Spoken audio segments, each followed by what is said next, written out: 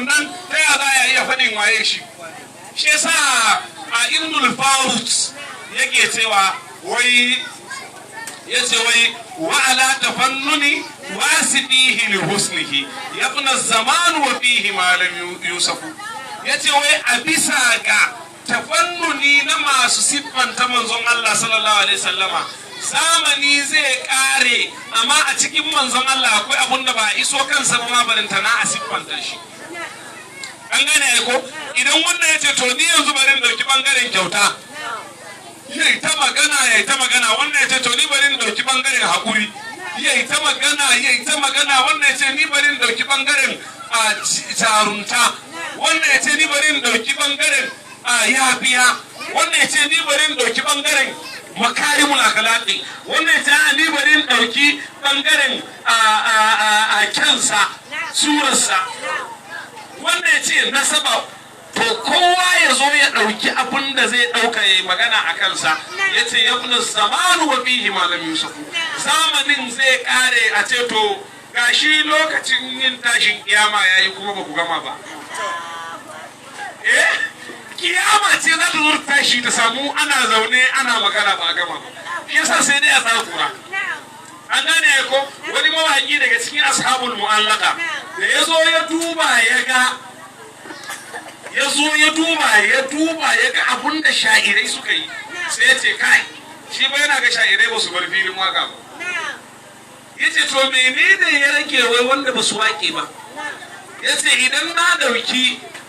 cewa na ce zan wake budurwata to akwai wanda ya yi wa budurwarsa ya ji baiti 1000 idan na ce mama na zan wake ko babana ko kabilar mu ko familin mu to akwai wanda ya yi wa familin su ya bi baiti 1000 idan na ce a tsuntsu zan yi mawaka ko me na tuno wanda zan mawaka sai na ga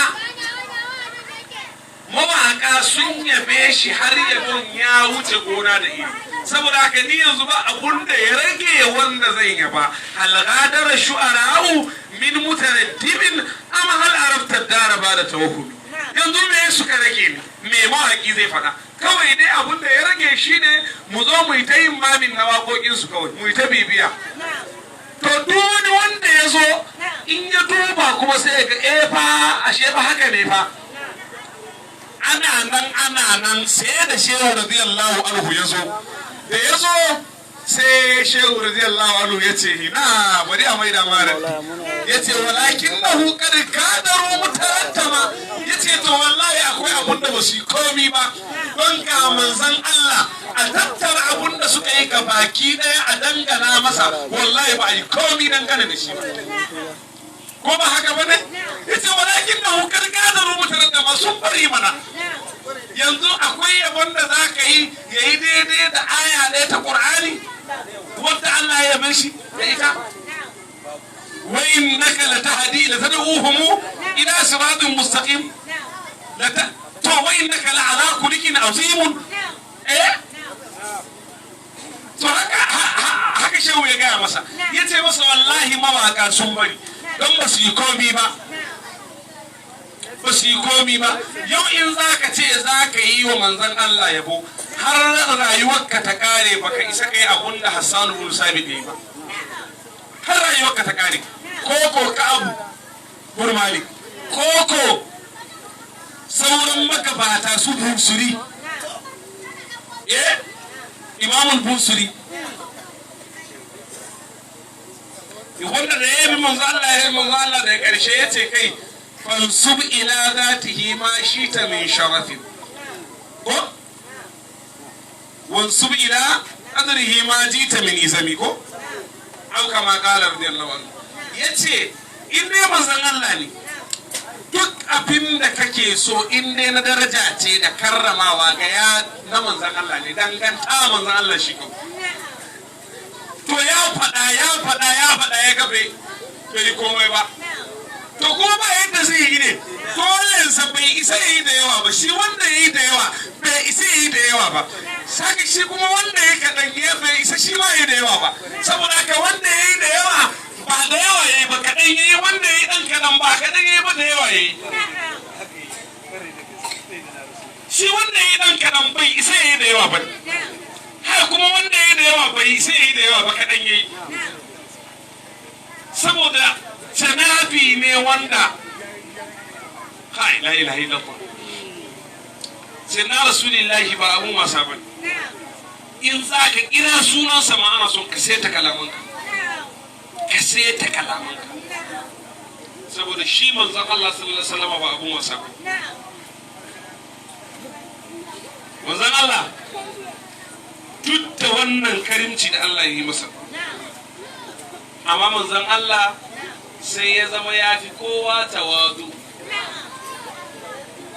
shi manzon Allah ya fi kowa tawadu kuma wannan tawadu'un da manzon Allah ya yi shi ne yake da shi ne malaman musufaye suka gadi wannan abu shi yasa kake ganin kullun su suna koye kansu kuma kullun suna nuna su ba a bakin komai suke ba saboda su manzon Allah suke kallo ka gane ko su bayan manzon Allah suke kallo yayin da wasu kuma ba shi suke kallo ba shi yasa zaka ga to amma kuma wani abun mamaki duk tawazu'un sufaye a fagen soyayya ba sa tawazu shi Usman dan Fodiyo ya ce wai za su ilta manil musi'u fa qul ana yace in an tambaye ka waye ne fi kowa sabo yace ka ce ni ne kai ta magana amma da ya zo batun manzon Allah sallallahu alaihi sai yace ana ashiqul li muhammadi yayi idlaki yace kai nan kan fa ba tawadu wai a to za ka yi dafi ka manzon Allah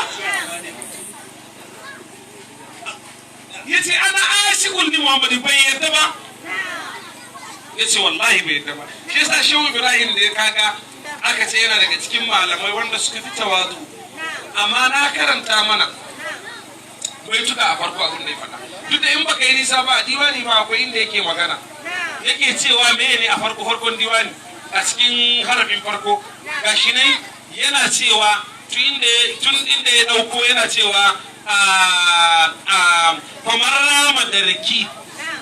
famar rama darki bishtiyaqi nabiyina فقد رام امرا مستحالا محرما كما رام مسك البدر يوما باسبوع ومن رام عود الامس يوما وايوما yace ba man rama darki wanda da yake rubin ya riske ni ya iso ni wanda da yayi nufin wai shi bare ya iso ni Shehu Ibrahim bishti yaki nabi na a cikin son annabin nan namu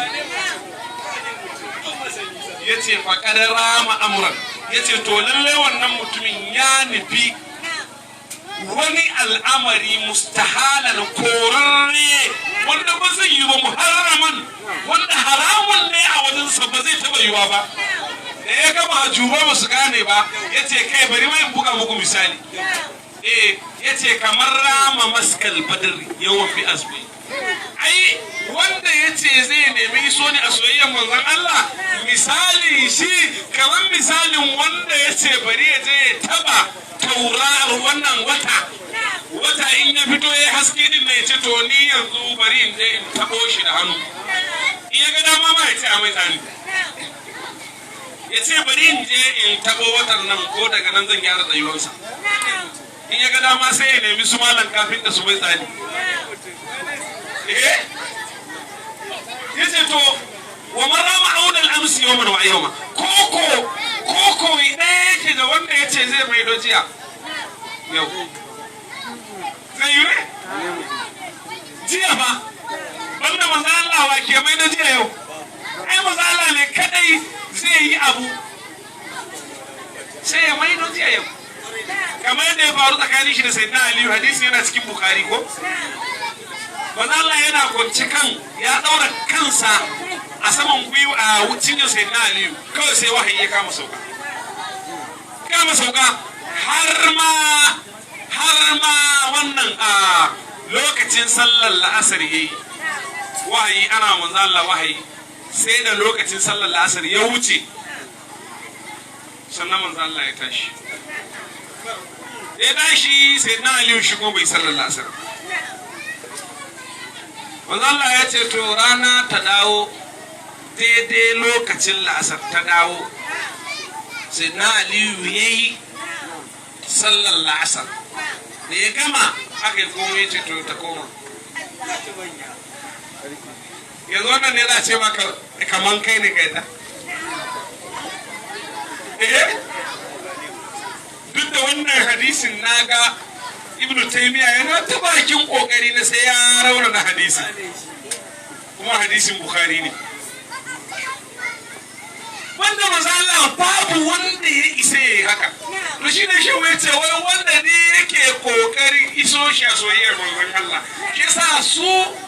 gwarazan malamai su baye a bangaren soyayya ta manzon Allah su a nan kan ba sa tawadu amma bayan wannan to suna gadan tawadu manzon Allah ana bayyanta shi yasa wani guri zaka ji Shehu Ibrahim radiyallahu anhu yana magana yana cewa kamar baitukan da na kawo a farko ko fa hal yata'atta hubbu ghairi muhammadin wa hubbu siwal mahil amayatu wal fisq yace yanzu har yana yuyuwa dama ga mutum wanda yake mai hankali ya so wani wanda ba manzon Allah ba ka san ai ta soyayyar manzon Allah ita kadai ce ta gaskiya wadda babu yaudara babu munafurci a ciki soyayyar manzo Allah ita kadai ce soyayya ta amana shi yasa a wani guri shehu yace wai wa hubbu rasulillahi zainun wa mafkarun wa amnun wa imanun wa babul masali yace soyayya ta manzon Allah ita ce abun ado mana duk wani ado da za ka yi a duniyan nan in dai ba da baka son manzon Allah sunan adon ka kazanta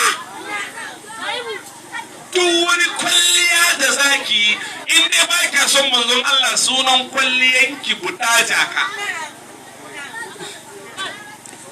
wa hubbu rasulillahi zainun soyayyar manzon Allah ita kadai ce kayan ado ita kadai ce abinda za a yi ado da ita yace wa mafkaru kuma ita kadai ce abun alfahari soyayya ta manzon Allah ita kadai ce za ka yi alfahari da ita alfahari kana iya kai alfahari da mulki ka ce ni ne sarki ko ni ne gwamna ko ni ne shugaban kasa ko ni ne ciyaman amma dan Allah ranar da za a yi limanil mulkul yau ka daga hannu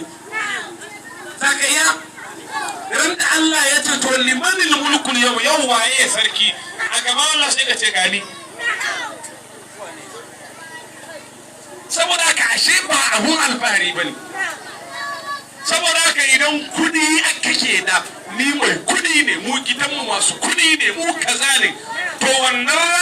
ranar da za a yi hisabi ka ba da cin hanci ka nuna kudi a wannan ranar don Allah ka ba da cin hanci ba akwai masu cewa wai kudi na sayan aljanna ba to wannan ranar sai ka saya ai kai gidan masu kudi ne kai ka saya to shi yasa a wannan ranar abu ɗaya ne za ka yi alfahari da shi soyayyar manzon Allah masoyin manzon Allah shi kadai ne a ranar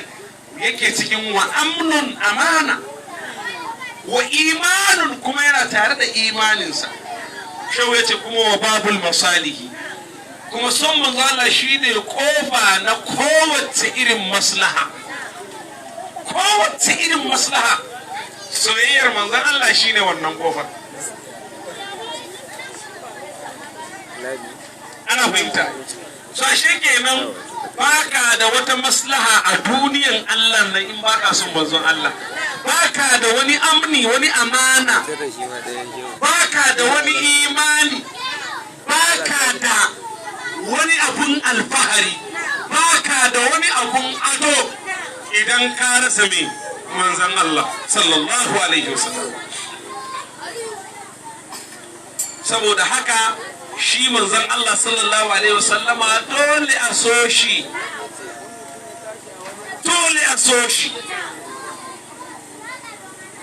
shi za shehu ya gaya maka a haliyata ta hubbu gairi Muhammad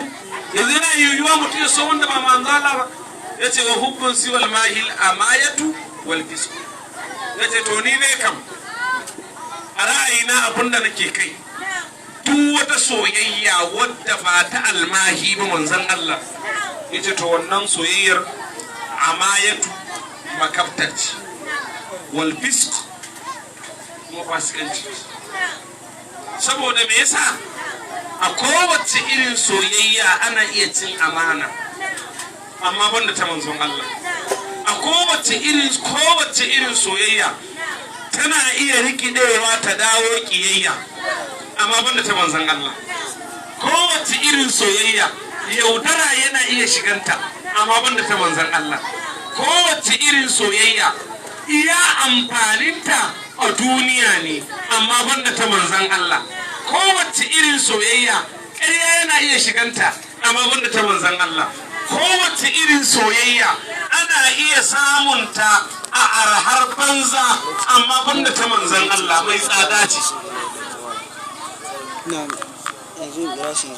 Saboda haka manzon Allah sallallahu alaihi wasallama dole a so shi kuma dole a bi shi kuma dole ya zama wajibi ya zama dole gare mu mu yi ƙoƙari mu dasa soyayyar manzon Allah a cikin zuciyarmu. Soyayya ta gaskiya, soyayya ta amana, soyayya ta adalci, soyayya wadda za ta amfane mu duniya da lahira ita ce ta manzon Allah. Saboda haka wajibi ne a gare mu mu tashi akan wannan. Dan ba mu da abunda dan ba mu da wani abu wanda ya rage mana a yanzu fiye da mu kama manhajin manzon Allah sallallahu alaihi wasallam. Babu wannan. Manzon Allah sallallahu alaihi wasallama shehu ya ci gaba da bayani yake cewa to siwa hubbi alil mustafa, siwa hubbi alil mustafa wa sihabi, soyayya kan bayan ta manzon Allah wadda ya hallata a yi sai dai soyayya ta alayen gidan manzon Allah. Don waye aka so don manzon Allah wasu habihi da sahabbansa duka don manzon Allah ne. Sai ya ce wa man kana siddiqan mata hashasal hauku, da wanda ya zama shi mai siddiqi ne duk ta lokacin da gaskiya ta bayyana shi sai ya ce to wayannan mutanen al'amarin su gaskiya ne kuma soyayyar su ma gaskiya ne. Sai ya kawo fa maliku, imamu malik, imamu nauman, shafi'i, abu hanifa, da ƙarshe sai ya kawo oga kwata-kwata sayyidi abul abbas sayyidi. Duka wayannan in ka kula da wayannan baituka na shehu zaka fahimci cewa ashe kowanne mutumin da kaga ya cancanta a so shi ana son shi ne don manzon Allah. Wato ashe da sahabbai da alaye da tabi'ai da magabata da waliyai duka da bazar manzon Allah suke rawa. Saboda haka son su da ake yi ana son su ne don manzon Allah. Biyayyar da ake yi musu ana yi musu ne don manzon Allah. Haka shi shehu Ibrahim radiyallahu anhu kansa da kake ganin makabce ba ma jin kira a cikin soyayyansa, shi ba shehu Ibrahim ya zo ya yi tallan soyayya ce ta manzon Allah sai ya ci duniya. Bai yi zo ya yi siyasa ba, bai zo ya nemi mulki ba, bai zo ya nemi suna ba. a shi da ya tashi cewa ya shi manzon Allah kawai ya ce idza sara khairun nasi sirtu wara'ahu wa in Allah ya mun fal masiru baidu. Ya ce ni kawai manzon Allah shi zan bi duk inda ya tafi nan nake. Ya ce duk inda ya tsaya na tsaya, inda ya daga kafa nan zan satawa. A wani guri yana cewa alinu liman yaqul amina wa innani shadidun wa sabun iz uqadu ila al-ahwa. Yace ni mai sassautawa ne, mai saukin kai ne ga wanda ya tsaya gabin manzon Allah sallallahu alaihi wasallam. Yace kuma ni da kuke gani na mai wahalan kai ne, mai gagaran kai ne duk lokacin da aka jawo ni zuwa ga aikata son zuciya. Kaga shi kenan son zuciya shine saba wa tafarki na sayyidina rasulullahi. To saboda haka shi shehu Ibrahim radiyallahu anhu shi ma kan shi yayi tallan soyayya ce ta manzon Allah sallallahu alaihi wasallama, shine duniya ta karbe shi. Saboda haka daina jin haushin shehu Ibrahim, soyayyar manzon Allah ce ta bashi wannan matsayin. baya raye amma kullum kaman sabo yake yana nan. Yaro karami in ka ganshi hoton barhama,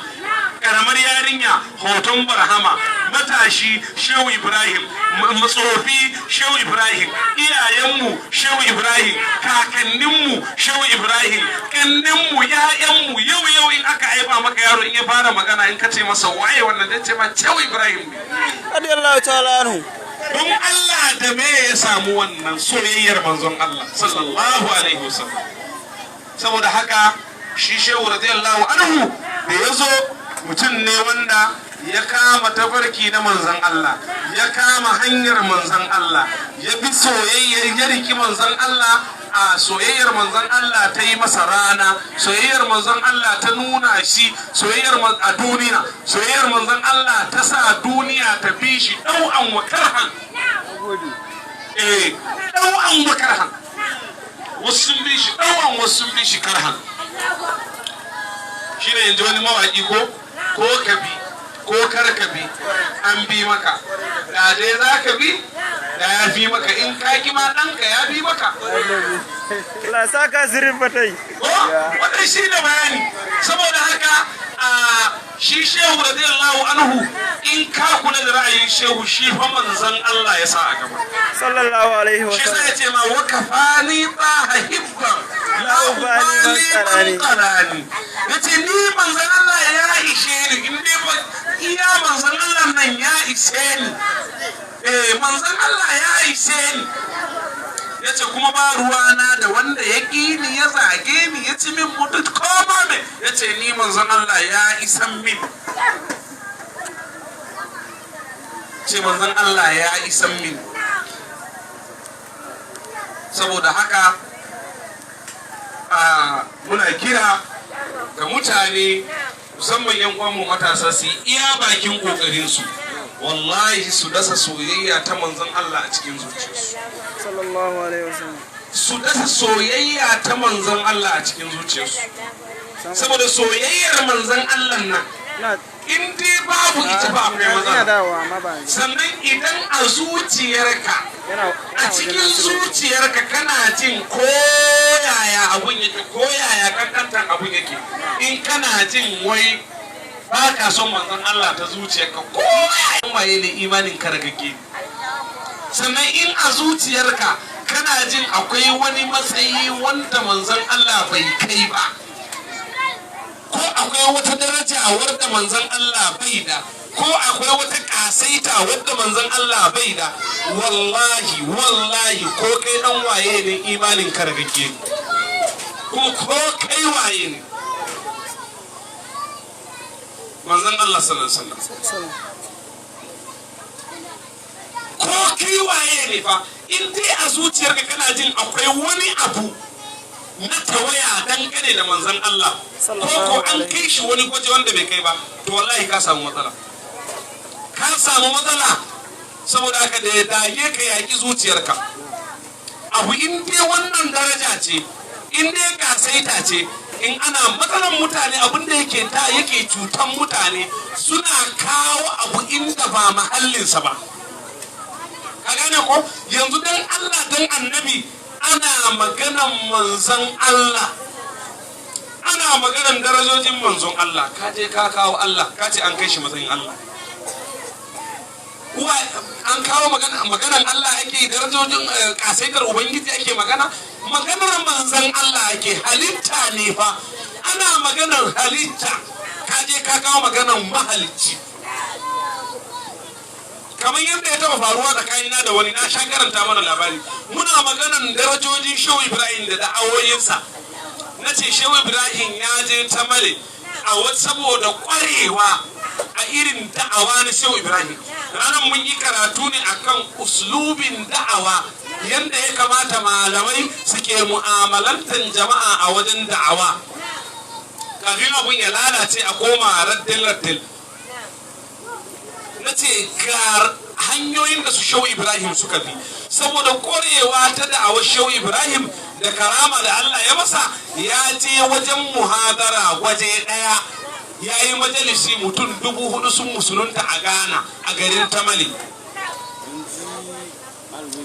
Ka ka bayyana da na gaya mishi wannan baka da nayi wannan karatun mun tashi mun je wani maulidi ne mun tafi masaukin mu sai aka ce mini ai daga cikin mutanen wannan garin akwai wani mutum wai yana son mu gaisa sai na ce to mun tashi yanzu kuma da ina so in dan taba bacci saboda muna da majalisin safe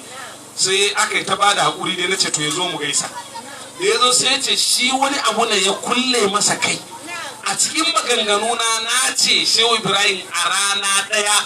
ya musuluntar da mutum 1000 wannan abun ya nuna kenan wannan abun ya nuna a rayuwar shehu ibrahim ba a san iya mutanen da ya musuluntar ba sai shi na ce aiko shi ma bai sani to shi ne nake cewa da a irin yanzu ne ya min wannan maganar sai in ce mishi to dr zakir naik kuma fa shi kuma kana nufin ya fi annabi nuhu shi ma tun daga shi a bidiyo kana gani komi ai yana da mahallinsa idan ka ɗauki wannan abun ka kawo shi a inda ba mahallin shi ba barna za ka yi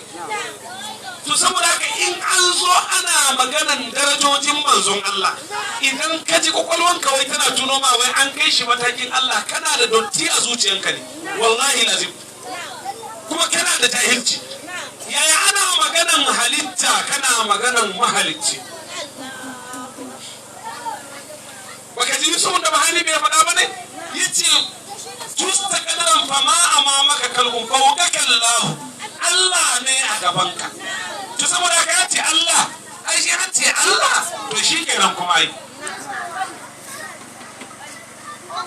to saboda ka ya kamata mutane suke gane wannan komi yana da mahallinsa shi yasa rashin gane irin wannan ai shine magana nan dazu fatihatul kitabi da kace iyyaka na'budu wa iyyaka nasta'in kar ka manta fa yanzu magana kake da Allah manzo Allah yace idan mutum ya tashi yana sallah in yace alhamdulillahi rabbil alamin Allah zai ce bawa na ya gode mini ko idan yace arrahmanir rahim Allah zai ce bawa na ya yabe ni in yace maliki yawmiddin Allah zai ce bawa na ya yabe ni in yace iyyaka na'budu wa iyyaka nasta'in to yanzu hadha li wa li abdi ma sala yanzu ni da bawa na ne muke magana inji Allah yanzu kai kana magana ne da Allah saboda haka wanda yake karanta fatihatul kitabi yana magana ne da ubangiji iyyaka na'budu wa iyyaka nasta'in ihdinas siratal mustaqim ana fahimta ai to yaya za ka ɗauki wannan kuma ka zo ka kawo shi wani bangare daban yanzu misali idan na je wajen sarki na ce ranka ya dade wanda kowa sai kai wanda zan nemi taimako shi sai kai saboda haka ka taimake ni wannan abun ya nuna kenan da gaske banda wani mai taimako na saboda ai na je wajen babba ne kuma da gaske ina neman taimako duk da shi Allah ba zai yi a bashi wannan misalin ba amma ana magana ne dama ubangiji ma kansa yana mana magana ne daidai abin da zamu gane saboda haka komi yana da mahallinsa ba a wadu shay ghairu mahalli ana fahimta ai idan ka kawo wani abu a inda ba mahallin shi ba barna za ka yi barna za ka yi saboda haka shi yasa in ana maganan darajar manzon Allah to ka daina kawo maganan wai matsayin Allah shi ubangiji laisa ka mislihi shi babu wani Allah bai da misali bai da tamkafa wata habara ce daban wadda ba a ketata ana magana ne wannan akan shugaban halittu wanda kuma shi ma halitta ne shugaban halittu shugaban na farko da ƙarshe wanda aka yi sama da ƙasa dansi wanda aka yi kowa da kowa dansi wanda aka yi wuta dan makiyansa wanda aka yi aljanna dan masoyansa wannan ana magana ne dan shi wanda duk duniya duk wanda kaga Allah ya yi wa rahama ya mai rahama ne dan shi duk wanda kaga ya shirya ya samu shiryar manzon Allah ne haka wanda kaga ya halaka ko ya lalace ya saba wa manzon Allah ne to ya kamata mu gane wannan kuma ya kamata mu fahimci wannan ya zama komi in ana magana a kan shi kar a yadda a canja mai topic kar a ɗauki ana magana akan kaza. Kamar misali sai in ce yanzu misali ana magana akan turanci sai kai kuma ka zo ka kawo larabci zai yi ne? Ana magana akan dokokin turanci sai ka zo ka kawo dokokin larabci zai yi ba zai yi ba. To saboda haka in ana magana na manzon Allah ka daina jin wai an kai shi inda bai kai ba, babu inda bai kai ba. In ko an kai shi inda bai kai ba faɗa mana iya ina ne yake, iya ina ne matsayinsa sai mu tsaya wajen, don mu ba mu san iya girman matsayin ba. Wani mutum ya zo ya samu Sayyidina Aliyu ya ce masa, ya amiral mu'minin, ina son ka gaya mini halaye na manzan Allah ranka ta kafin su, ina son ka gaya mini su. Sayyidina Aliyu ya ce to lalle wannan bai san manzan Allah. Ya ce to yanzu ni kuma ina son in ma wani tambaya guda daya. Tambayin da zan maka shine ina son ka lissafa mini kayan jin daɗi na duniya kaf guda nawa ne, kayan more rayuwa, kama daga abinci da abin sha da abin sawa, wannan abu ne na more rayuwa ne. Bala ina so ka lissafa mini guda nawa ne. Sai ya yi shuru ya ce, kai waye zai iya lissafa kayan more rayuwa na duniya? Ai sun yi yawa ai. Sai na Ali ya ce to amma duk yawan da suka yi Allah cewa ya kulmata wa duniya kalil, yan kaɗan da in ji Allah. Ya ce to su din nan wanda suke Allah ya kira su yan kaɗan, ni da kai ba za mu iya lissafa su ba. Amma yanzu wai kana son in lissafa maka abun da Allah ya ce wa azimun wa innaka la'ala khuluqin azimun. Abun da Allah ya ce mai dan kaɗan duk duniya ba mai iya lissafa shi. To yaya zan iya lissafa abun da Allah ya ce mai yawa ne, ya ce mai azimun? Ya Rasulullahi. Kaga ba zai faɗo ko? Shi ne in ji Imamul Busiri ya ce ai fayuribu anhu, me baitin fayuribu anhu nadiqun bi fami, gashi nan baitin a cikin alburda yace law na sabada qadruhu ayatuhu inaman ayasmuhu hina yud'ala lisarimami. Ba shi nake so in kawo ba, almuhimmu da baitin abinda Imam Busiri ya magana akai, sai yace darajar manzon Allah ta iso matakin da mai furci da baki ba zai iya faɗa ba,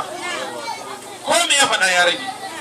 الصلاة والسلام عليك يا سيدي يا رسول الله. الصلاة والسلام عليك يا سيدي يا رسول الله. صلى الله عليه وسلم. الصلاة والسلام عليك يا سيدي يا رسول الله. abunda muka faɗa na daidai Allah ubangiji ya ba mu ladansa, abunda muka kuskure muna roƙon Allah ya mana gafaransa. Allah ubangiji ya ɗaukaka wannan makaranta, ya karrama ta, ya sharrafa ta, ya tabbatar da ita, ya kawo mata ci gaba nan da wasu 'yan shekaru, ya zama benaye ne a wajen nan, albarkacin sayyidina rasulullahi sallallahu alaihi wasallam. Sai dai malam Zaraddin Allah ya taimake shi, Allah ya karfafa shi, Allah ya mayar da yake so, don albarkacin tsarkin zuciyar manzon Allah sallallahu alaihi wasallam. Allah tabaraka wa ta'ala ya biya wa kowa bukatunsa na alkhairi, albarkacin sayyidina rasulullahi sallallahu alaihi wasallam. Za mu mika abun magana wajen sayyidi malam Umar, zai mana addu'a kafin ko da ban san ya tsarin ajandan ba ne. Bismillah. Na'am. Alhamdulillah, alhamdulillah. Yan uwa mun saurari ainihin gwalagwalen maganganu akan martaban manzon Allah sallallahu alaihi wasallam. Sai mu yi kokari mu yi amfani da abin da muka ji, sannan kuma insha Allah yanzu za a yi mana addu'a kamar haka insha Allah.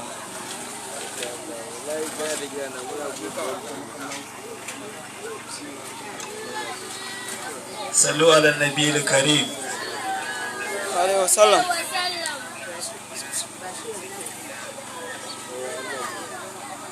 استغفاري شادا حيللا شادا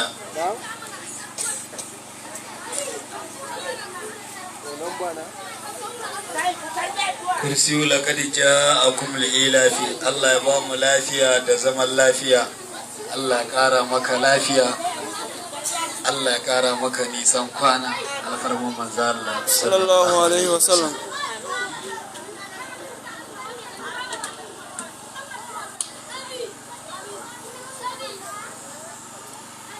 karanta fatiha da salatul fati kafa uku dukkan marasa lafiya na gida da na asibiti masoya annabi muhammadu sallallahu alaihi Allah ya ba su lafiya amin. mu da muke da dama Allah ya ƙara mana lafiya saboda ziyartar irin wannan wajaje masu albarka Amin.